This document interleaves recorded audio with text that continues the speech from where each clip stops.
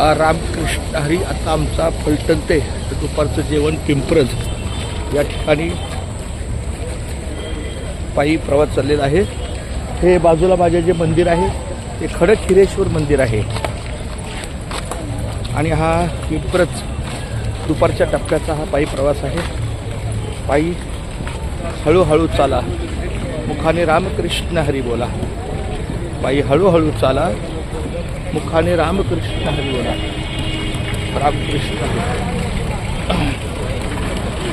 घेई घेई माझे वाचे गोड नाम विठोबाचे. घेई घेई माझे वाचे गोड नाम विठोबाचे. तुम्ही ऐका रे हे कान माझ्या विठोबाचे गुण. डोळे तुम्ही पहा सुख माझ्या विठोबाचे मुख. मनात येते धाव घेई राहे विठ्ठलाच्या पायी.